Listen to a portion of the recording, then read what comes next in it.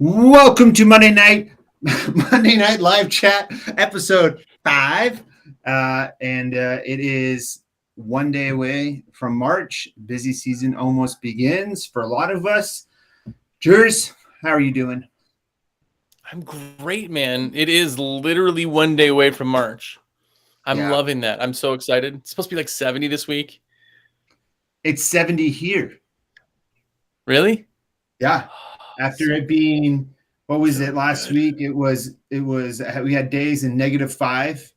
And today I had t-shirt on. I could have wore shorts. I didn't, but I could have. I just enjoyed. I didn't even put pants on today. Wow. And you went to the office, right? Well, that was a little awkward, but yeah. But do you have people working in your office with you? Yeah, I do. I have one person. That's good. And she happens to be happens to be relatively new, so that'd be really rude awakening. Just show up like, hey, it's warm out, huh? That would be bad. That would not be good. Dang, look at all the people in here already. That's awesome. Yes. By the way. Yes. Very, very nice. Well, I got to go. I want to. What? Go ahead. I was going to say something. I always throw a shameless plug out there for American Window Cleaner magazine. I have to do it once in the early side because people who don't watch the show will or they don't watch it all the way through, will be like, oh, I saw you on there. And be like, oh, yeah. And they'll be like, I didn't see you mention the magazine. I'm like, because you didn't watch the whole thing, did you? And there's a link for if you want to get the magazine in the description always on these live videos. Yeah. So if you want to check it out. And then I think probably one of the coolest things that's really caught on with it that you've done is adding the sticker packs. I think that's been huge. I even remember people talking about that at the huge convention. They were like, this man's a genius. He added stickers and it's just like magazine exploded. Well, you know what it was too is like culture, like skate culture where you stick them on everything. There's people that literally will buy like tons of packets, like dozens of just sticker packets and ship them out. Wow. And they just put them on everything, buckets and everything else. So yeah, it's super rad. Were you in high school or around like the days of Journey schools?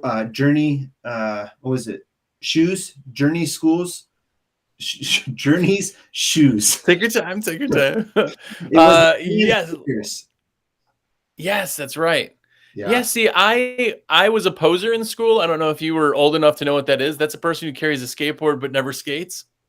Yeah, I was never a skateboarder. Never.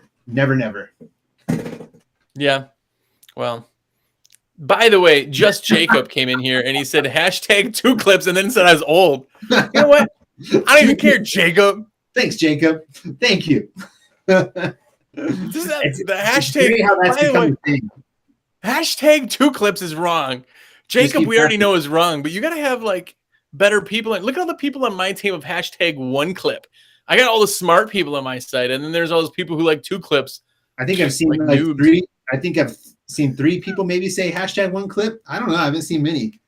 I think that more people are smarter, and they're like, of course it's 1 clip. #1 clip. I'm not even gonna put it out there, but it's the only way to do it, bro. It's as simple as that. I mean, yeah, that's it. Che also said, SteveO, don't you do an article in there? So he knows. He reads American Window Cleaner magazine just for your article. I do an article, and you know what happens every month? I have to be reached out to and say, "Where's your article?" I know what happens every month. No, I really appreciate the article in general. By the way, Mark Tanner's here. You guys just hung out. Mark Tanner, dude, I got to spend quite a bit of time with Mark, and it was awesome.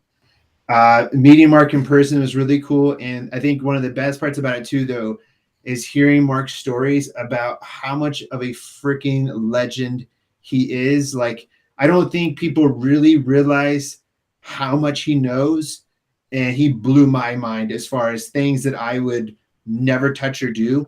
He does, and if you think that you're a better window cleaner than Mark, then you're freaking wrong. The guy just, dude, yeah. It was awesome. It was really good. We got to spend a lot of time with as Tim and Chris Alexander. We spent a lot of time with them.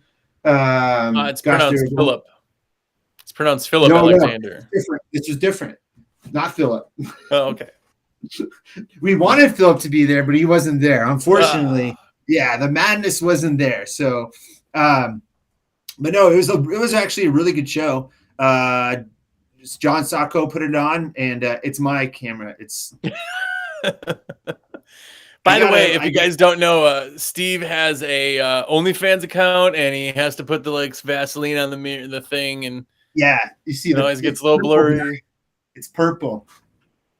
Ooh, yeah, that's fancy. But no, it was a good time down there at the convention, and I think it was like it was a smaller show than what I'm comparing like the convention, but it was a lot of fun. Yeah, you know, it's kind of cool. Like I always say, it's especially for doing all the media that we do. Like this sounds, my wife makes fun of me, and this is not what it means, but like people know us more than we know them because they watch the stuff, and they're like, "Oh my gosh, I just got done watching. Like, I have like 100 hours of content." They're like, "I just got done watching all that," and they think you know you, but you don't know them. You know maybe their name. So when they come up to you and they're like, "Oh, my name is like John Jones," and you're like, "Oh, I know who you are," and then all of a sudden it all makes sense. Yeah, there was the best part. There's a guy named Joel that I met there, and he started like a kind of a soft wash, pressure washing business down in Florida. Used to be up north. He even used to live in Colorado for a little bit. We've talked for years. We got to finally meet Chris Martinez. I got to meet him finally. That was awesome. Nice. Really, really nice guy. Yeah, just a lot of people. A lot of people come by the booth and just like said how awesome WCR is, just how awesome we are. That was cool. That's always good. Yeah, it was really good. It's always nice to be reminded, at least. Yeah, not to be yelled at. By the way, Austin is here, and I feel kind of bad because our countdown was almost done, and he jumped on it, went ding, and I forgot I was on chat, and he's like, "Are you jumping off?" I was like, "Oh crap, yes!" Click, like just closed it. So I think I hung up on him. But thank you, Austin's covering chat. If anybody wants to talk, if you need equipment, go there and chat to Austin. Let's see here. Hello, guys. Why WCR have giveaways? Xero Silencer is not in stock. Josh, go ahead and explain that. Ooh, this is a good one. Listen, the amount of silencers that are in stock. So we got a batch of them like forever ago, and we slowly kind of put them out for giveaways. They are not available right now. It's not like we're sitting on a crate of them, or we could just like hit a button and get more. As soon as we get them, they go for sale. But the last batch, that was completely just 12 maybe in the batch or something, 24. That was the last batch, actually still from last year that we had, and we're doing the giveaways. So yeah, people are like always pissy about the silencer. Let me tell you a secret. Anybody who's here, I'm telling you a secret. I hate the silencers. I love Richie. I love the product. I hate the silencers because we just don't get to keep them in stock. They're just never in stock. And then every time we get them, it's like, hey, let's make 20 people happy and piss off another 100. It kind of sucks. Yeah, it's definitely one of those products where you love and hate it at the same time. I really wish we could have more, but I think the reasoning that you all have to know of why we don't have more is because Richie he's so big on like the standard of quality with it that he's not just going to have any place just throw a bunch of them together like what we saw happen from another place. And so it's just one of those things that it's going to be the way it is for what it is now. Mm-hmm. Yeah. Yeah. And as we say every time, comment as much as possible. We want more comments in this episode than we have in any of the other ones. The more comments, the actual better this thing ranks. But there is a real question. If you have a real question, put it in there. But here's a question for you, SteveO. Is the Micro Destroyer sturdiness, which I think stiffness, the same as the regular Destroyer or for high buildings, or just different price and size? I couldn't speak to that because I haven't used it on a high building. So I wouldn't want to say yes to you and then have you go out there and have it not be. Here would be my suggestion that if you want a pole as sturdy as the Destroyer in the original style, because I did see it in person, and the overlapping length is not as long on the Micro as it is on the original Destroyer because of it being a Micro, but it is still made out of the same tier carbon fiber, same wall thickness. It is made to be a Micro Destroyer. It will be the most rigid Micro that you can buy. Then you can add on the universal extensions for the Destroyer, or you could technically add on the universal extensions that are $299 because of the 9-section pole. Another pole that if you wanted to start at a 30-foot and still have an extremely, extremely rigid pole like the Destroyer is actually the Squeegee Life pole. That is an amazingly underrated pole that not a lot of people check out. And it's been like 15% off for like a while. And the really cool thing about that one is that it is, I want to say it is 8 sections. It's 8 sections, and it has an end defender on every single section, where the top 4 are actually a little bit smaller than the bottom 4, a little bit longer. So that is a really, really kick-ass pole as well if you wanted something with a lot of range and a lot of difference. But I just couldn't say to you that by not using the Micro that high, I couldn't tell you yes or no. So yeah, sorry. Yeah, it is going to be the stiffest Micro you can get. I haven't put them together either, so I don't know that either. But like you said, the overlap's just not quite as long, so there may be a little bit. But like the only way you would probably be able to tell is to have the two in your hand. But you would get that and be blown away at how stiff that pole is. And we will.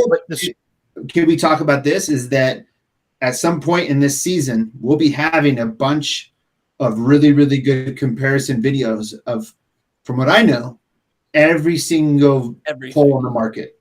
So you'll see this in the works. It's in the works. You eventually will see that every single pole and how rigid it is on a very good test of everything. So that's something that's coming too. I want to address this one that Che asked: Squeegee Life pole versus SteveO pole. Squeegee Life pole will be more rigid than my pole. My pole is made out of high mod carbon fiber, where the Squeegee Life pole is made out of ultra high mod carbon fiber, and the design of it is to be very, very rigid. The difference in the two, they're going to have a different texture. As far as mine has a UD wrap, which is kind of like the trad poles. If you have a black trad pole, it's the same. If you have a Xero Pro Basic, it's the same in black. Pretty much any of our poles in black except for the Squeegee Life pole. Squeegee Life pole has a sanded down carbon fiber on it. So between those, the Squeegee Life pole will be more rigid, but at price point, you will see that the price point at 40 feet for the SteveOnator is a lower price point than what you would pay for a 40-foot Squeegee Life pole. Yeah. That's exactly it. But the Squeegee Life pole, I think the only reason that we haven't sold like that is not like the #1 selling pole is because it's called the Squeegee Life pole, and not that that's anything against Squeegee Life. They're awesome. Mark's here. But it's that people think like squeegee and then water-fed pole, and then you have like a Squeegee Life, but you're using a what? Like it's a conflicting name, I think, and it just doesn't kind of translate. Maybe. Yeah, it's a killer pole though. Question for you, Jers. Mike asks, "How rigid is a wooden mop handle?"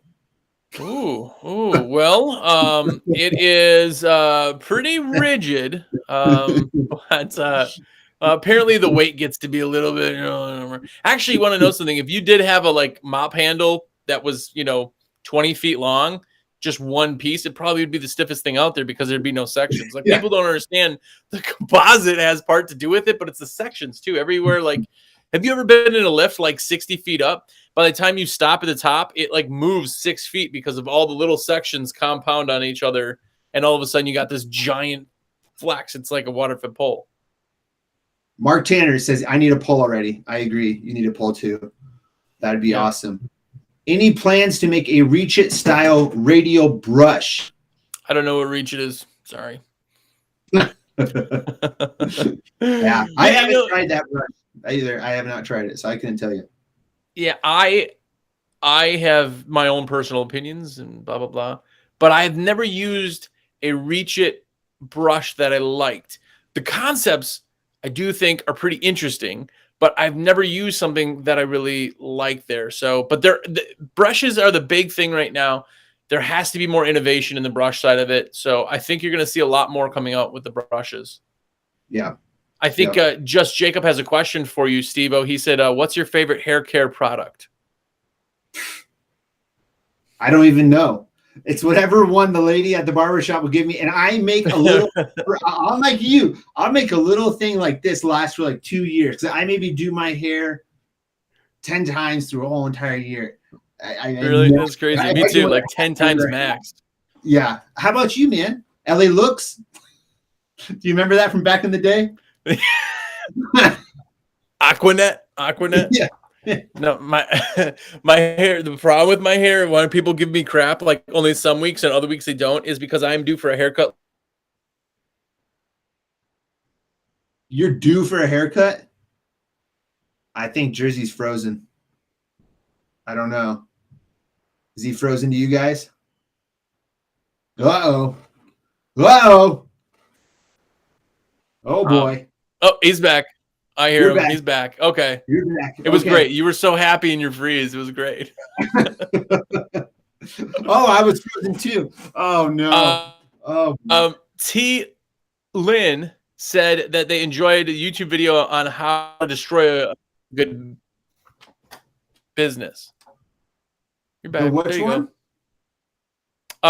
T. Lynn said that they really enjoyed the video on how to destroy a perfectly good business. That was the last nation, by the way. I just wanted to give a shout out because they, said what's up. Nice. Why are a lot of window cleaning veterans such haters on noobs? I would like to take this one. Can I be the first on this one? Go ahead. I will tell you exactly why. We've all been noobs, so it's not the fact that we're noobs. It's the fact that I almost said the new generation. I don't want to say that. There's a new style of people who are out here who will call us and say, tell me everything. And they're like, oh, well, what do you know? I don't know anything. I want to get in the business, but I'm bidding the city contract. It's a $4 million city. And you're like, you're brand new. Okay. So what questions do you have? I just need to know everything. Well, instead of finding out some of the answers and then filling in the blanks, they just want to know everything at once. So when you see hate from like a new person or from a veteran, it's because that person asked some kind of question that showed that they didn't do any research on their own. And they just want to be like hand-fed the stuff. That it infuriates veterans. Yeah. Because 10 years ago, 11 years ago, and you've just learned a valuable lesson. You froze for just a sec. What was that last point? Am I frozen? You're good now. Oh. Your internet, I think. I don't know if it's mine or mine. Maybe it is mine. I don't know. But I was just saying that it's if you've done no research yourself, that's what really upsets people when you just expect to be given all of the information instead of finding, because it's all out there. Every answer to every question you could possibly know is out there in everything, not just window cleaning. You just have to ask the question and find it yourself. As soon as you go to somebody and say, tell me everything that you know, that's almost insultive to somebody who's like learned it all on their own. I think too, like probably one of the best ways to learn is to work for somebody for a bit. That's the way I did it. And I do think that's one of the best ways to learn. I know you did it a little bit differently, but you kind of had a different model as far as what you wanted to do. Like, if I could say that, is that you're more interested in kind of the business side of it. And that's always kind of, and that's great. I was more interested in the cleaning part, but I also wasn't sure if I was really going to be like a window cleaner forever. So that's the reason why I worked for somebody. But that teaches you a lot, in that when you do branch off on your own, it's a little bit easier. But you're exactly right in that the questions that get hard is that when it's such a broad question of, what do I do to get business? Those kind of questions you can get answered by a lot of different stuff and not have anything to do with window cleaning. And then some veterans, though, just like the guy that originally trained me on storefronts was like the rudest person I've ever met in my life. And he trained me okay, but he left out all of the good things that actually make me quicker. And I quickly realized that and was able to figure out that stuff and make it right. But just a lot of them don't want to give you those answers because it took them forever to figure out. And so it's just one of those things you're always going to deal with. You're going to deal with it in every single job. If you start somewhere new, there's always going to be people that are rude to you and mean to you. But the biggest thing to do is to keep pushing, and you'll gain their respect. It may not be immediate. It may be years and years and years, but you will do it. And then there's some people that you can just never make happy, and that's it. That's it, So Yeah, I mean, it gets frustrating, and probably like one of the things you see sometimes is like in the pro window cleaning group, there can be a lot of vets, but usually they're just busting your balls. Like they're not really there to like be rude. It's just kind of like you're low on the ranks, you're low on the totem pole. Yeah. It's just I went through it. I mean, I still go through it for many years on YouTube. Every day I get called an idiot and dumb, but it's just what it is, and you kind of get used to it, and yeah. What?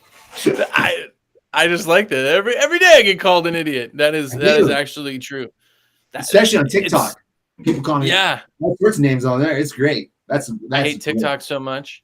I cannot figure TikTok out, by the way. All you have to do on TikTok is make a satisfying video under 7 seconds of you squeezing a window, and you are guaranteed 1 million views. So here's what you need to do. I will do that tomorrow, by the way. Yes, you need to clean a window in your. I know you have a window in your office, don't you? Oh, yeah, I do. So clean that window tomorrow. You clean that window. You have that assistant film you cleaning that window, and make it extra sudsy. Nobody wants to see a watery solution that doesn't have any satisfying elements to it. It has to be super sudsy. So white pad it up, get it super sudsy, then squeegee it off. I swear, 1 million views. We're gonna do this. We're gonna do this tomorrow. And I'm gonna tell you that I still hate TikTok after all this. Okay, sounds good. I got a question for you, asked by Isaac B. What's the workout schedule, SteveO? You're looking bigger. I'm not actually. I thank you for that. Bigger or muscular? Exactly. He's a dad now. He's got a dad body. I can't keep it up. I'm actually probably in one of the worst shapes I've been. I do think I'll have to have shoulder surgery in less than like a month. I have an appointment. I'm gonna have an appointment this week. My shoulder is absolutely just screwed. I feel like someone's stabbing me like right here about 100 times a day, and it's just by like even putting a burger to my mouth. Like I go clean. Yeah, I go clean windows. I cleaned today, and I literally on a route that used to take me 2 hours, it took me 6 hours. Like it's not good, and I think my tendon is trapped under my bone, and it's just grinding away, and it's been the same pain that I've had since about New Year's Eve, and then I was bowling with it, and I think bowling made it even worse. So thank you, Isaac. I appreciate it, but I have actually the only thing I've been doing as of late is been going to the gym and doing the Stairmaster for like 45 minutes with a hoodie on and sweating my ass off, which has been a lot of fun. That's it. Yeah, that's it. Well, just so everybody knows too, if you're watching, a month and 1 day from now, he's not going to be able to work on the computer. Just call me. You know, I'll take all that chats for you. Don't you worry about anything. No, but he didn't say that you looked more muscular. He just said you looked bigger. And as a fat guy, that doesn't always mean a good thing. So yeah. And it's if I go lower at the desk, I can get a little fatter. So we keep it up right here so that I look a little better. It's going PG-13 to R real quick. That's how it is. I was going to answer a question from Josiah Skinner. Are Xero Destroyer rubber caps sold separately? I have a 40-foot with a cap on the end, but I want to condense it to 30-foot. Just go on the website, look for the Xero base caps, and you'll get them right there. And that's it as far as that goes. I'll put a little link for them here for you. But yeah, you can have actually a base cap for every single section if you want. So if you want to take off some stuff, yeah, totally works. It's fine. So yeah. Joshua, the window cleaner, by the way, very famous. If you haven't checked his stuff out, he has got some really good stuff. But why do the poles come with a wood tip? Nothing I use works very good. What do you use on the wood tip? I have every pole that I have when I sold my business had a wood cone on it. Every single tip was a wood cone. Well, also because the Xero trads the adapters didn't work, but wood cones are absolutely amazing because you can just scuff them up on a curb and they grab again. So I'm not sure the issues. I did take wood cones and cut the very tip off some of them because some of them didn't really hold very well. Yeah, the thing about wood tips is that actually they can be really good for efficiency cleaning if you're not using swivel tools. if you're not using swivel tools like the Mormon Accelerator, Pulex Uni Handle, Wagtails, they don't work well with that. You can't use them with that. You have to have a plastic Unger or that brand of tip. But wood tips, though, like I used them for many, many years when I was just doing like straight pulls on pole work. Wood tips were great for ledger, to hold a ledger. Dunk that in a little bit of water, actually gets a better hold. So actually, there's many old school guys that love wood tips. But yeah, usually that's like the base thing that will come with the pole. Like Gerlich poles, those usually come with the wood tip. So it is like, it's kind of like the base thing of what you can use, and then you just decide what you want to use from there. It's like the OG universal tip, basically.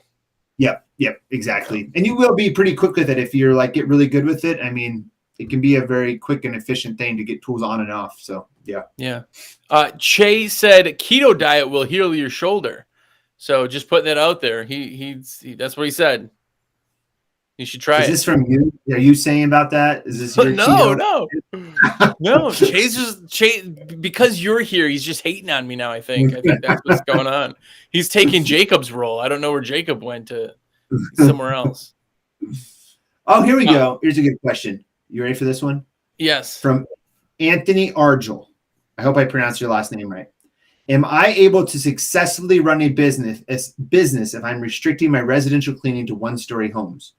Ooh, you got to go bigger than that, because your biggest clients are going to be people with 2-story homes or 3-story homes. Those are the people that most likely have just from doing this, expendable money to do it. And those are hard to reach windows, which is why they hire a professional.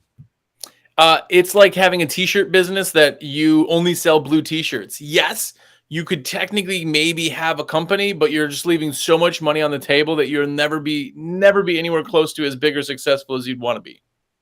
Yeah. That's a good question, though.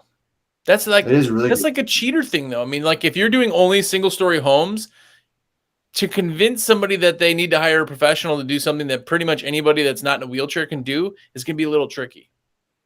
But Anthony said he's not a. What? Go ahead. I was going to say, he just said he's not a fan of ladders, and that means there's lots of things that can take the place of ladders. So go ahead. I was just going to say, but if you could figure it out how to do that, be pretty freaking sweet. Like if I could figure out how to work on one-story homes all day, I would do it. And I know people who only do exterior residential. That's all they do. They don't do interior at all. They don't do commercial. They don't do route. They don't do anything. And they got a business for it. Again, they're maybe leaving money on the table, but hey, they're doing it. Yeah. Let's see here. Did you see the reality show? Kenneth Turner wants you to have a reality show where you just travel around helping people with their window cleaning business. Oh man. I would do it to help teach employees how to clean windows. I'm not very interested though in going around, and I don't know how you feel about this or what you would do if you did in this situation, but to teach somebody how to run like a window cleaning business is I don't know. I think you can give them tips, but you're always going to do what you want to do. But yeah, say what you're going to say, because it's a hard thing. It's rough because, again, there's some people who are like, okay, take me to the next level. And there's other people who are like, teach me how to put an end clip in. So you have all the kind of realms of that. I think it would be a very interesting concept, because there's a really big spectrum of people who know nothing and know lots of stuff. There's a lot in between. Yeah. And then Jeremy asked, do you charge more, Jeremy Pummel, do you charge more for high interior windows if you bring a ladder inside? Yes. I mean, I can't always tell. I don't know about you guys, but I don't always go inside for residential bids. They usually just do them from outside only so that the customer doesn't have to be home, so that I can fit it into my schedule if needed. Unless there is something that they want to show me, then we'll set up a time. But usually if I do a in-person bid, that's how I'll do it. So if I can see in a family room that usually large picture windows, I charge double for those all the time. But sometimes I won't be able to see that on, say, an entryway window. So I maybe won't know, but sometimes you usually can tell when it's like a vaulted ceiling, or you can tell a typical vaulted window. So I would say, yes, I would think it's very, very wise. And Jeremy, you probably already do this, but I do think it's wise to basically charge extra for that window, because it takes extra work, like it does. So any 2-story window, you could technically charge more than 1-story windows if you really want to get, pretty crazy with it. Yeah, we charge for our hours, for our time. So if something takes us more time, we're charging more for it. But there's a ladder. If you touch a ladder, you charge for it. Don't have to be crazy, but even if that window takes you twice as long, you got to charge twice as much. Yeah. Yep. Exactly. What's the next question, Jers? Jay just said, I make it a point to do in-person bids since closing rates are so much higher that way. I disagree. You disagree? I do. Yeah. Okay. All right. Here we go. Hashtag disagree, agree. What's up, dude? Hashtag phone bids. No, all we're going to do if we start this is just Jacob is going to come in here and be like, hashtag anything Jersey doesn't say. That's what he's going to say. Here's the thing. If you do bids over the phone and you ask the right questions, guess what? Every time that I talk to somebody on the phone who wants a bid, I give them a bid and go, okay, so Mrs. Jones, the bid's going to be $199 or whatever it is. And we have availability on Tuesday at between 10 and 11 a.m. How does that work for you? It's done. People don't want to go all over the place. They don't want to spend a bunch of time. They don't want to waste any more of their effort or think about it or anything like that. They just want to be done with it. And I can do all that within a 5-minute phone call. The upsell is the only thing that you can do in person better than you can over the phone. And I always teach my guys that they're doing the upsell when they talk to them the first time anyway. So I'm a huge over the phone person. I only do this is before I sold my company, but I did 3 or 4 bids in real life all year. That's it. The rest was all over the phone. Yeah. I did find that doing them in person, there was a higher closing rate, just meeting them in person. But I was always pretty good about, I never asked them like, okay, so you want to do it? I just said, so these are the dates we have on our schedule. When do you want to do it? Yeah. And like that, like one line always usually was like, okay, yeah, let's just schedule it. Like almost all the time. Yeah. I think too, my close rate over the phone was literally, close rate is very, very high. Price wise, you don't want to be so high, but yeah. But the big thing is by the time you get to the job, a lot of the people who even have scheduled an appointment with you, they've already called somebody else, So like a lot of those times by the time you actually get to somebody's house, if they're still left and they haven't booked with somebody else, then you're golden. But I imagine there's a lot of people who, they call or whatever, and you're like, oh, I have to get out there. And then they don't. They find somebody else. So that's where I always kind of went with that. Yeah, and it can turn into like a huge time suck. I would say that. Like, if one thing I used to do is like when we get done with our day, Jim and I would split up bids and, we'd do like 2 to 3 bids a piece, like every day, especially during the busy season. But it would get to a point where it was like, okay, we can't do all these bids. Like we just have to call these people, get pictures. I always really liked the way that Luke mentioned in videos a long time ago was have the customer send you pictures of all sides of the house, go from there, give a range. That actually works extremely nice. Especially if I am like not in the area or for a while, then I'll say count up the panes and give them a range. And that's like to each their own, Yeah. I always ask people when they try to get their brain around it. So we'll say you did 5 bids a day. Is that maybe fair? What would you say in the busy season? How many in-person bids would you do a day? We could do like 5 to 6 in a day. So 5 of them, each of them taking you what? 20, 30 minutes? I mean, by the time you're actually talking to people. Drive time. Yeah, drive time for sure. You're talking 2 to 3 hours of time with drive time and everything else. But we'll say 3 hours of your time, you make $100 an hour window cleaning. That's $300 that you're wasting bidding the people. When even if you closed one less job by doing it over the phone, you're still making more money because you're filling the rest of the time with money that you're making from the jobs. There's like that weird kind of like And I get it, and I get people who say that they're really, people hire me because it's me, and they only want to deal with me, until you get out of the field and realize that it's just anybody. They just need a connection. I think it's the same thing with the bid, because people buy on Amazon, like people buy on eBay. I always tell people, like, if you bought anything on Amazon, yeah, well, what store did you use? I don't know. I used Amazon. No, they're all stores. Which store did you use? I don't know. Who was your rep? I don't know. Like, if you're okay going that route, then doing your window cleaning business almost the same thing is, I mean, look how many stuff can come in from Responsibid and no one ever even talks to them. They just go and find their own price themselves. Right. Nice. Yeah. Yeah. Stuff. Anyway, hashtag one clip. Let's see here. We did the 2 stories. All right. Darth Elam, what's y'all's thought on residential only? I think I know the answer, but it's something I'm considering since I've had better experience with residential customers than a route. You can totally do it. It's totally possible. Depending on where you live at, say if you live in a warmer state, totally possible. You could do residential a year. If you live in a colder climate, that's where it's really good to have a route or commercial work to fill in those gaps during the time, or you have snow removal or something else you do during that time. But it's definitely doable. I know quite a few people that's all they've done their whole entire career. So it's definitely doable, I think. I would like to go on record as saying Still Pissed is one of the smartest people I've ever met, who does phone bids and hashtag one clip. But you could totally do it. The thing is that the schedule you have, because I know people who are booked like 6 weeks always, all year round. They don't have any gaps. They don't have anything. Well, I'm from Wisconsin, so my gaps happened after Thanksgiving until April. It happened, in the middle of the dog days of summer. It happened, so you had to take all that and fill it. So commercial has a place. Get that in before you have your main stuff. So pre-spring, pre-fall. Route has a big place for me because I needed to fill that frequency. I always had to have that semi-guaranteed.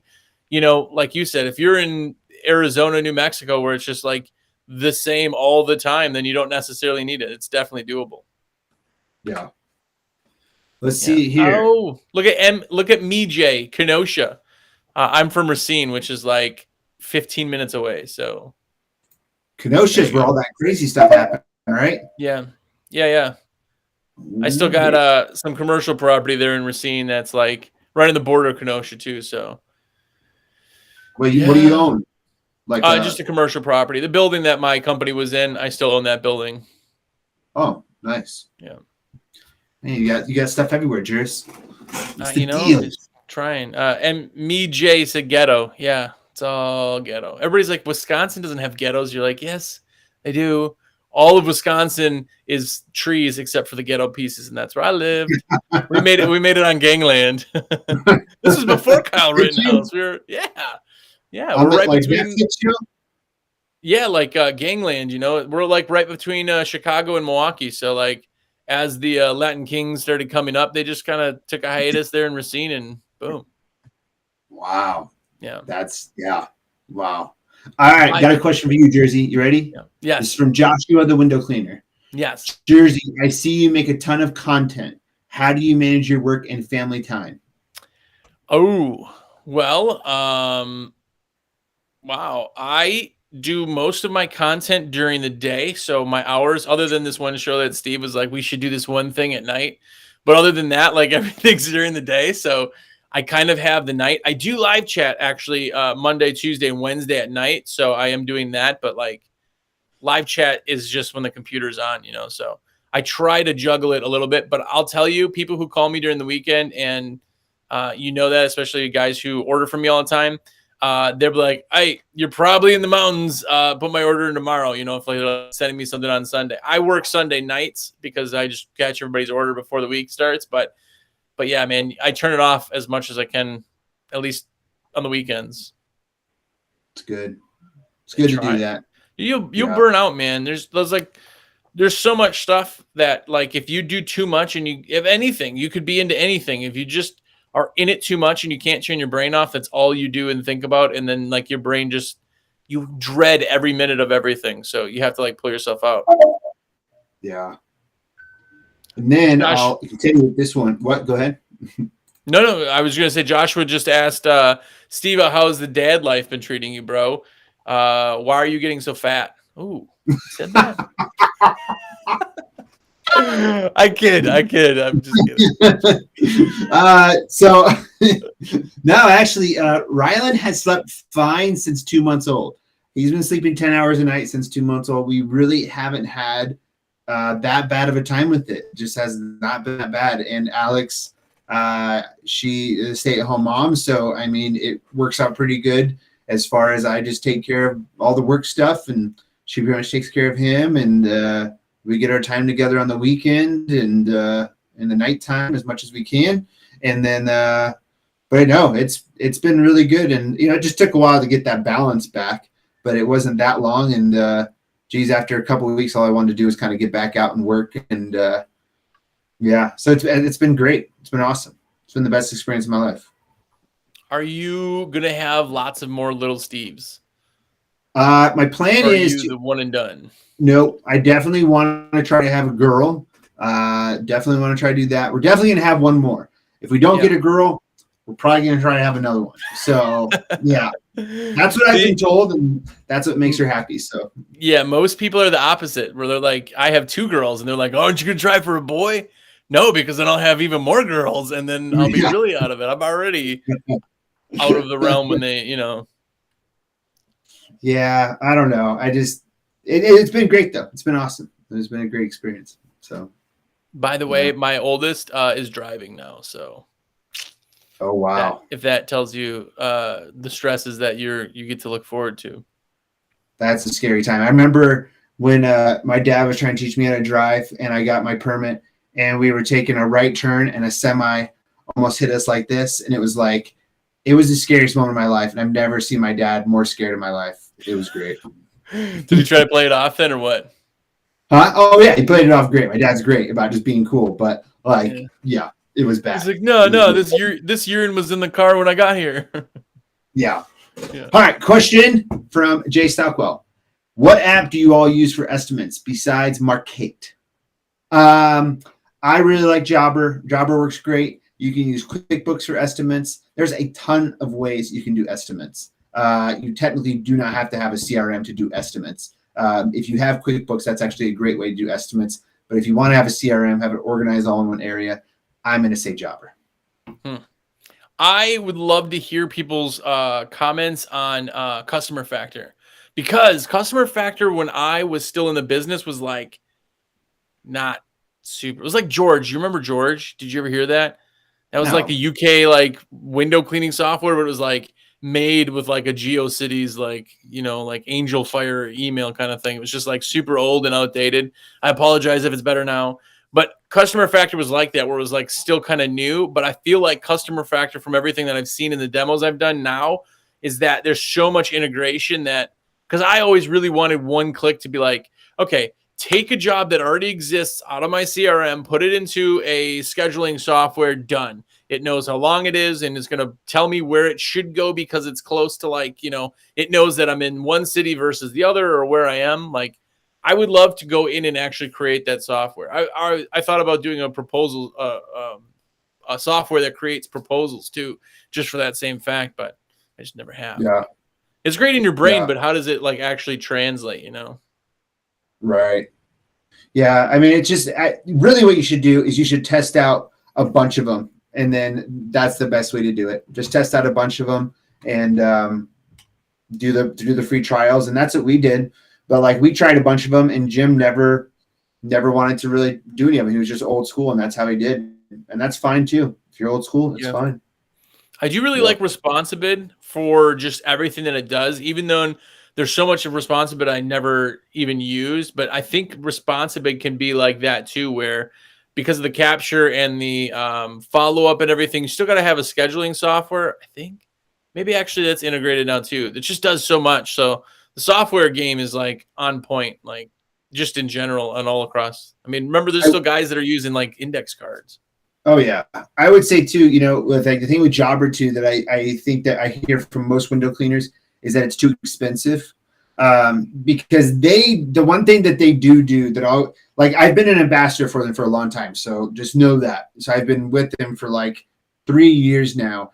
But they have aligned with like every single thing that's out there as far as I think the final thing that they really needed to do with that they finally did was MailChimp, I believe, as far as being able to send out like mass emails. That was the one thing that they didn't have for a bit that everyone complained about. But they try to really do a lot of stuff with linking with every single possible thing that's out there. So they can be a really good resource, but they're a little bit more on the expensive side, is why some people don't like them, I think. Yeah, but again, if we're making $100 an hour and something costs an extra $100, does it save you an hour's worth of work in an entire month? I'm pretty sure it does. Yep, exactly. So yeah. Here, good question from Jeremy Pummel. Would you do an estimate if you had to do a federal background check? And what if your employees are nervous to take it? I've had this and I was fine with it, but I don't have anything bad. So that's all dependent on really. I mean, I would totally do it because it's usually good contracts if they're asking for that. If it's like not worth it, then no. If it's going to open the doors though to a bunch of other stuff, I would dive right in. I wouldn't mind. Yeah. I think that if you have employees who are scared of a federal background check, you can see if you can leave those employees not allowing them on site. But I have had contracts for a naval base that I was attempting to do that they said they needed to do background checks on everybody that was associated with the company at all. So that meant our janitorial staff, that meant everybody. And there just wasn't like, I mean, it probably would have went fine, but I just was like super turned off by that myself. Cause it was like weird. It was like to do it just to do it kind of thing. Like, anyway, it's up to you, but yeah, if you get a federal account, it's really pretty fixed, you know? I mean, they're the big ones people talk about. Good. Yeah, it can be really good. Let's see here. Clark Pratt asked, SteveO, are you so happy with the Ford Transit, or do you wish you had picked a different vehicle? I love my Ford Transit. Like having the ProMaster was super nice too. That's a big van. That was great for having 2 to 3 people. That was made for 2 to 3 people, but it was huge as far as gas mileage. Being able to do route work in it was hard. It was just a big vehicle, but I love my Transit. It's worked out really, really well. I couldn't take it up to like the mountains and do every mountain home I want to do with it, but for 1 to 2 people, it's awesome. And I've seen a lot of other people have really, really nice setups around here. I met a window cleaner named Guy down in Denver with SWAT window cleaning one day. Man, the guy had you could fit a fill and go in there. He had a gutter vacuum on the back. I mean, you can put a lot in there, and there's a lot of accessories online for them. And I haven't had any problems yet, but I've only put 12,000 miles on it. So, I mean, it's not really, that broken in as far as that goes, but I love it. It's worked out great. Are you still a van over a truck? Yes. Really? It's only because I've had 3 trucks now and 2 vans for window cleaning. So like having a truck was great, but I mean, having the snow fill up in the back and working out of that during the winter time, that just stunk. And then somehow I never have had my equipment stolen out of the back of my truck ever. And I used to, for like 3 years, except for my purification systems, just leave everything in the back of my truck. Oh, wow. In the apartment complex. No one ever cared about stealing a Squeegee, ever. And so, but now just having the van is just nice because everything goes in there. I don't got to worry about stuff flying out. I love it. It's been great. I had like my building was, I pulled my cars in, so I always had like heat, and I always had like secure, like, so I never worried about the van, but I just always thought the van would be such a pain in the butt trying to get stuff in. But I guess with the new vans too, they're just so like size wise, they just fit really well. Well, you got the back doors that open, you got the side doors too. And then with all the shelving and everything, you can organize everything really nicely. So, and then like having the partition in there, everything, you can just have so many accessories with it. It makes it really, really easy to use them. I do like the idea of driving a billboard. I do like that. Some guys that drive, that deck it out. By the way, that's another thing that people always don't want to spend money on is like a wrap. But man, $3,000 wrap will make your $3,000 back in a good week, Yeah. And like some people ask me like what my lettering cost for my van, and I got it done by a great company. Between the logo and getting that done, it was about $750 altogether for all of that. And Yeah. I have gotten many homes from that van just driving around. And I keep it clean. I always wash it. That's important too with your vehicles. Keep them clean and you'll be good. Yeah. Here's a question from Window Guys. Real question. I'd like some more detailed information on doing phone estimates. Any past YouTube videos? I think really though, like Mike, what the main points would be is trying to get as much information on the phone as possible, or creating a line of questions as far as, okay, how many windows do you have? Or, and defining what a window pane is to a customer. I think that's the biggest thing. So I always say, okay, here's how you count your window panes. Like the sliding back door to your back patio, that's usually 2 panes. That's 2 panes. So if you have any window like that, that's a pane. And then, but also giving them a range of price. That's what I always do as well. And then asking, is it a construction clean? Or have you had anything remodeled? Like having a line of questions is good. For me, it's kind of natural now because I'll do them both ways. Like I like in person, but I've done over the phone for a long time as well. So I know my line of questions. But just as as a professional, you are, Mike, like, what questions to ask of what you could possibly get into as far as a disaster of getting in there and being like, oh my gosh, I charged $200 and this is a $600 job. Yeah, well, when you've done the job long enough too, you can look at a house, drive by a house, and I could tell you with 98.9% certainty what the price is. I figured all mine on the questions. I would ask them and go, great, let's get you a price right now. Let me ask you this. If it's a nice day out, how do you open your windows? Do they slide up and down or do they crank open? They say slide up and down. I would say, okay, great. So if you slide them up and down and it's the first time of the year, do you have to take another pane and slide that up and down also? Boom. Now I know if there's storms or if they're just double hungs. They go, no, they're thermal panes. Okay, great. So if you open all those windows on a nice day, all you have to do is slide it up and you can touch the screen. Absolutely. I could tell already in my head what kind of style the windows are. So now when they count a window, I know that there's 2 panes per window. I don't even have to explain that to them. I say, okay, so let's in your head just walk around your house and start counting the windows. And they just start going, okay, front hall, we have 2 of the windows and then 1 on the side, plus the 3 and they're just walking around their house. I got one of them, and I'm just getting an idea of how many windows there are. I already know that based off of, say, a 20 window special or timing, I know about where the ballpark is. And I always will ask this when they all get done with everything. I'll say, okay, you got to be truthful with me here. When was the last time your windows were clean? And they all laugh. And then they go, oh, it was actually just maybe 2 years ago. I think it was not last summer, but the summer before. Now I know I'm cleaning 2 years of dirt off of a double hung window that is not a storm. I know everything there is to know about it. Now I can go ahead and sell on what it is. And I know pretty much ballpark. I've maybe screwed myself maybe 3 times. I mean, really. And one time was so bad that the people had redid their house. I don't even get pictures or anything like that. I just walk around and I can know everything right then and there. And literally my call can take 5 minutes. And I've not only sold them, I've more than likely upsold them, and I've already got them in the schedule. So really fast. It depends on how many, if you're only doing 1 or 2 bids a day, just in general, like 1 bid every 2 days, like you don't necessarily have to do it over the phone. But when I was in the office all day, every day, and I would take, 10 to 20 bids a day, so at that, I can get that done by myself with doing everything else as opposed to leaving for every time, Right. It just depends. You should make a Nation episode about this. I should. I have, but I will again because it's been going on for 4 years. So these are years ago. Yeah. I will. I'll do it again. All right. We'll go on this last question here from Elijah. Would you pay someone to build a website for you? Yes, I would. 1,000%.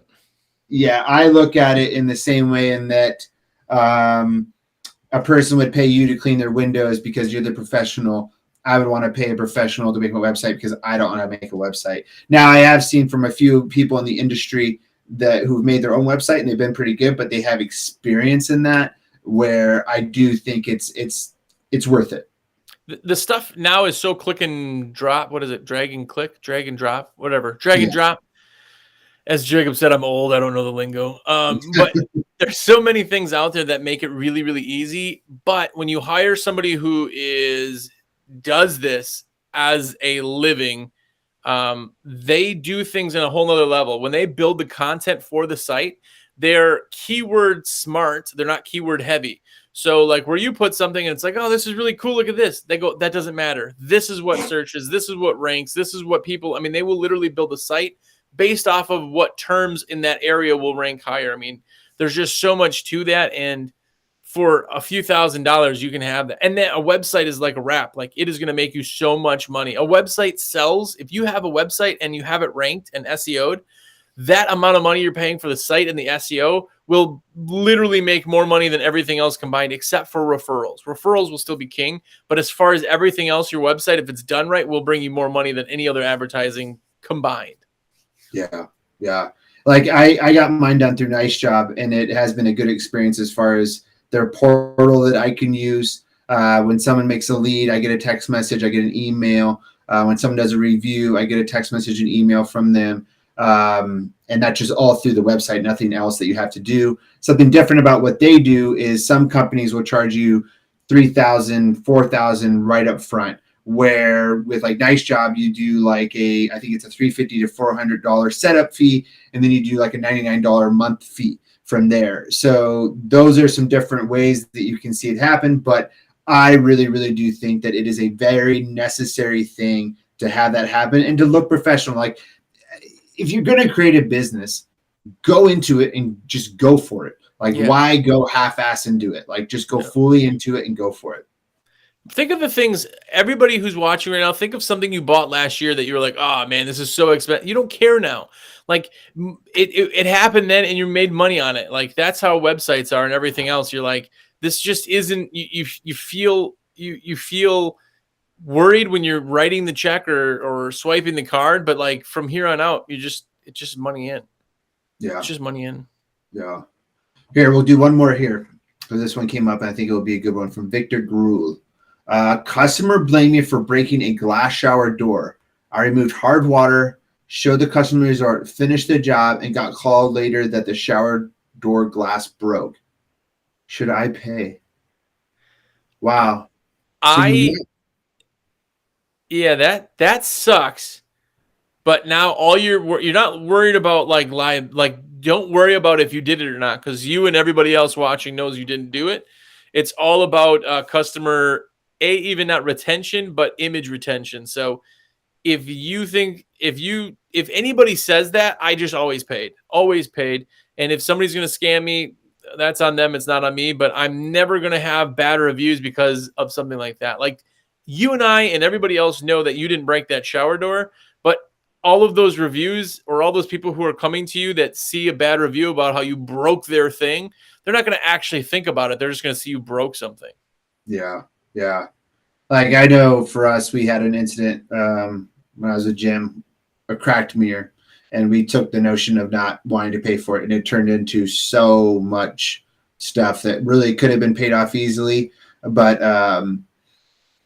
it was more the principle of it. But in the long run, it probably would have just been easier to like shut them up, and it probably would have kept doing their windows. But that's a really hard one, man. That's a hard situation. And like sometimes what they'll say, you were the last one to touch it. And it's like, well, it's so hard. Yeah. How did I break your shower door after I showed you everything? I shook your hand and left, and then that night it broke. Like, know that it's fake. I had a job that I did. It was one of my largest commercials at the time. Well, okay. When I first got that job, it was my largest commercial at the time. And anyway, years later, I'm doing this job once a year, and I'm water feeding over some windows. And literally like 50 feet away from the windows, no windows above it, it's all brick, a card reader stopped working. And they said that the card reader worked until I washed the windows. I was nowhere around the windows, and I was using a water-fed pole. So they said somehow that the water splashed over there. And I said, it's rainwater. It's like rainwater. There's no soap. There's nothing. I even called the card reader company, which this thing was 4 years over when they recommend to change them, like the company, because they're like, they last for this long.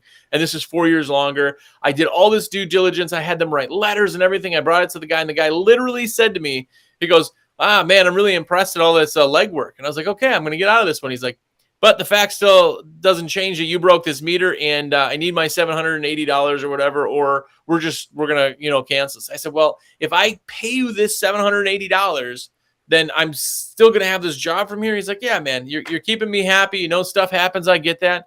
I literally paid him and we never did the job again. And it was so fake. There was nothing. It was literally like, just like the shower doors, you touched it, but there was literally nothing. It was absolutely impossible that I broke this card reader. And Victor, yes, pay cash or claim it on my insurance. Probably easier just to pay cash. Don't claim on your insurance because then that price is going to go up. I mean, $700 isn't that bad compared to what you could pay for a commercial window scratch. Pretty large window could cost up like $3,000. So really, a $700. And sometimes might be a good thing to do is to say, hey, I'll pay for the glass if you pay for the installation. If you want to try to work with them and see what they'll work with, if they're just really like, nope. Just that's a day's wage. You can get that done, be done with it. And like a lot of people said in the comments, they will refer you, hopefully. So I know it sucks, man. And even if you do run it through your insurance has a deductible. And it's probably minimally $500, but more than likely going to be more than that. So you're still going to be paying. I mean, it's going to take $500. So that's what you're really talking about is like $500 or $300, you know, because your deductible, you're still going to have to pay $500 anyway. So I would just pay it, man. And unfortunately, people suck. These are why when people make really good money on some jobs and they're like, man, I made so much money, I almost feel guilty. I never do, because if you're doing a window job, it's going to make up for those other jobs that somebody tells you they broke their card reader or shower door, you know? Or it's going to make up for that crappy construction clean that you do one day and you walk away feeling defeated. That's the one that you misbid and you made $12.80 an hour for. Yeah. Oh, we've all had those. You have good jobs and you have bad jobs. I mean, that's part of the business. It's part of any job, and it sucks, but it happens to all of us. It happens to us in sales. It happens to you guys on the windows. So it's just life. But we are going to end it at that tonight. Thank you to everybody that came on. I definitely could see that there's a lot more interaction tonight as far as question-wise, so I can tell that the season is really getting going as far as just some of the questions that came in. So I hope you all get tons and tons of work, and I hope your schedules all fill up, and we'll see you in 2 weeks. And once again, if you want to purchase a subscription to American Window Cleaning Magazine, you can through Jersey. Thanks. All right, guys. We'll see you later. Okay. Peace. Bye.